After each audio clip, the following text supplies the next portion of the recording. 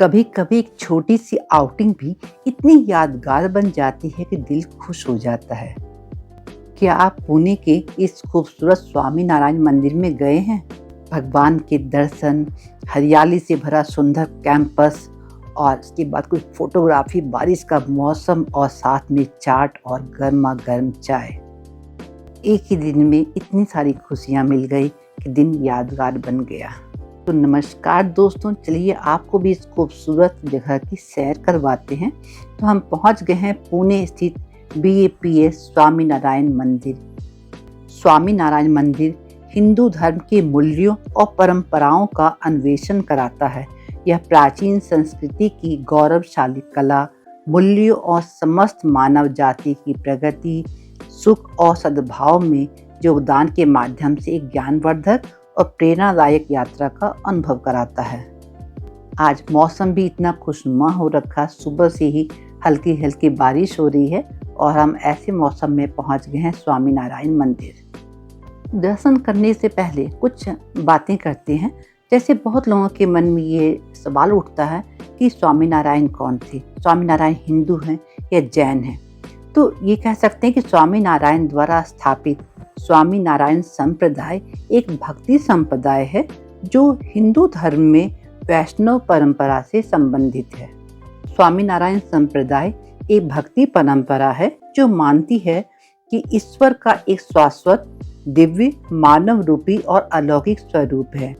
इसलिए स्वामी नारायण मंदिर ईश्वर की दिव्य छवि से मिलती जुलती मूर्तियों को स्थापित करके ईश्वर के प्रति भक्ति को सुगम बनाते हैं।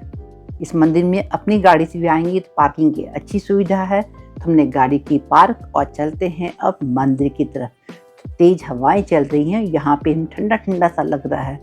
तो चलिए, और बारिश अभी थोड़ी थम गई है इसलिए हमें मंदिर तक पहुँचना थोड़ा आसान हो गया है। मैं दिल्ली की स्वामी नारायण मंदिर में भी गई हूँ।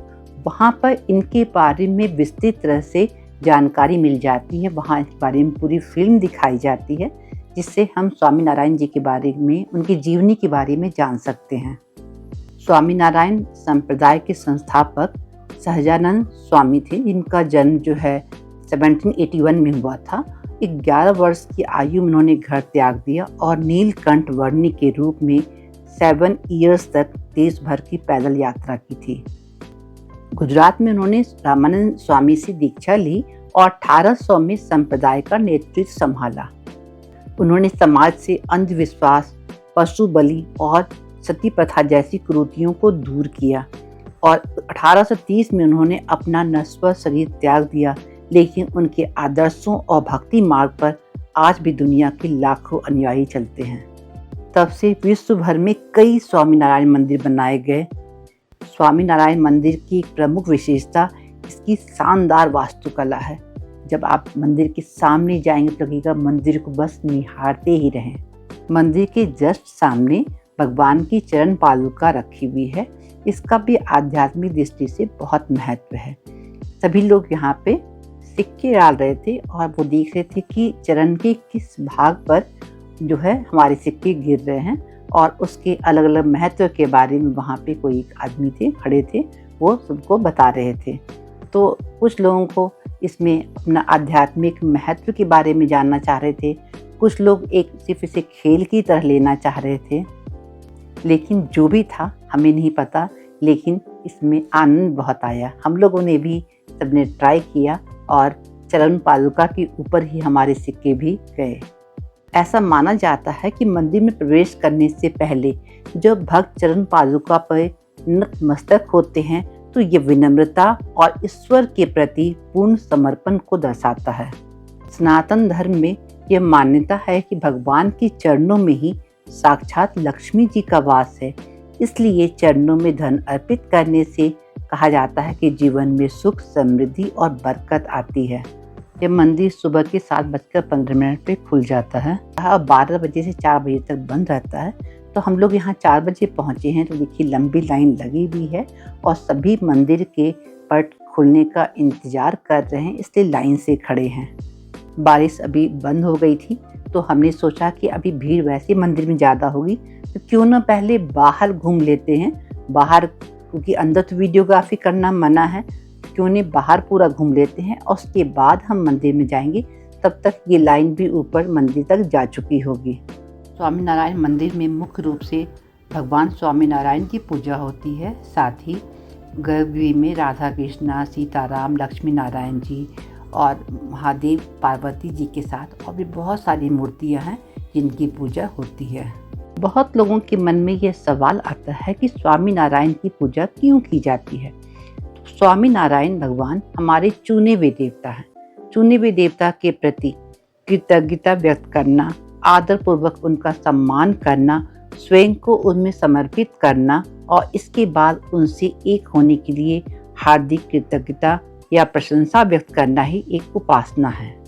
खूबसूरत से मंदिर का निर्माण राजस्थान की गुलाबी बलुआ पत्थर और संगमरमर से पारंपरिक भारतीय मंदिर वास्तुकला के अनुसार किया गया है।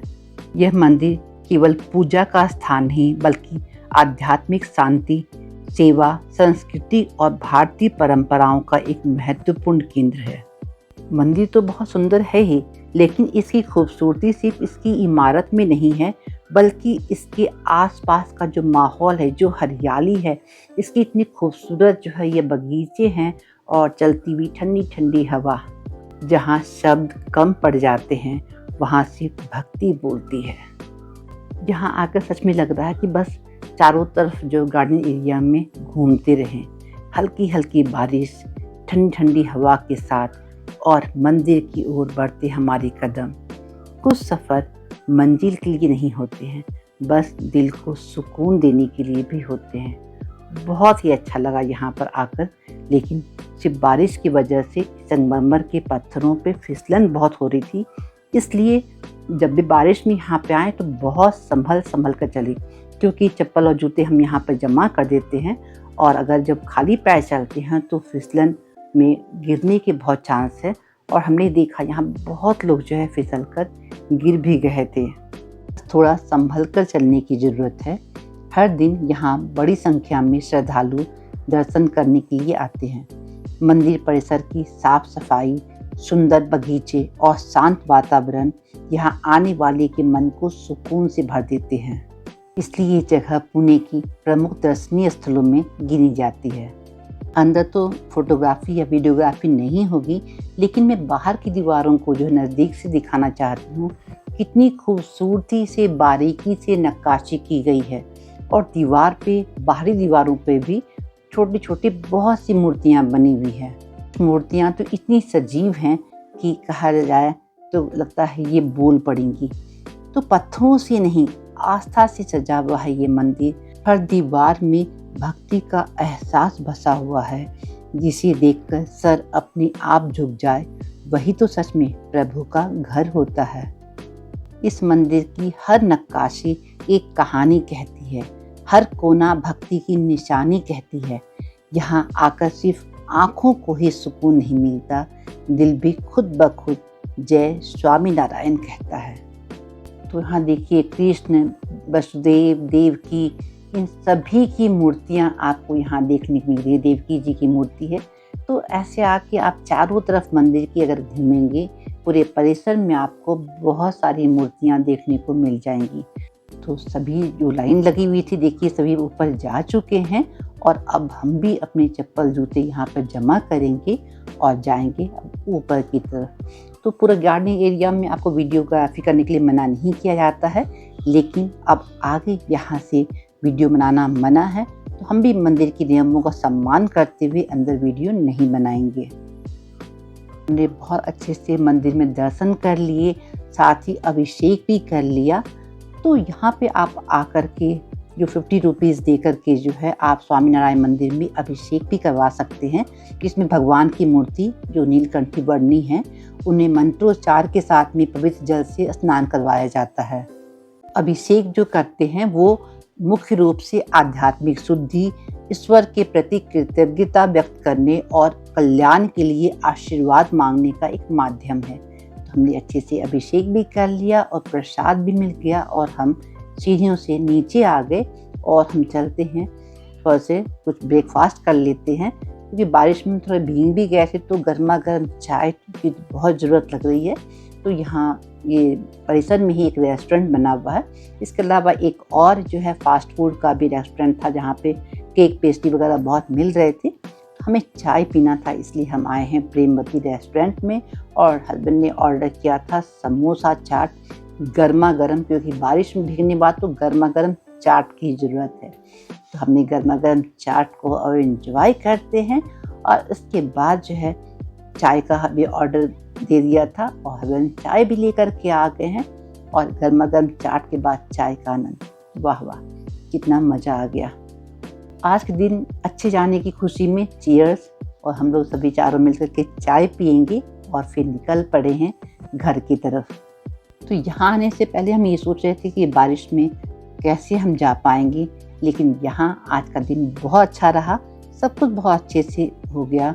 मंदिर का सुकून, बारिश की फुहार, चाय की चुस्की और अपनों का प्यार, जिंदगी की खुशियाँ शायद इसी में छुपी होती है। किसी बड़े अवसर का इंतज़ार नहीं करना है, बस छोटी छोटी खुशियों को जीने के लिए बस निकल पड़िए अपनों के साथ और पूरा फुल एंजॉय कीजिए। आपको आज का व्लॉग कैसा लगा ज़रूर बताइएगा, लाइक कीजिएगा, सब्सक्राइब कीजिएगा अगर आपने अब तक सब्सक्राइब नहीं किया है। आज का मंदिर कैसा लगा वो ज़रूर बताइएगा। मिलते हैं फिर नेक्स्ट व्लॉग में, तब तक के लिए thank you so much for watching.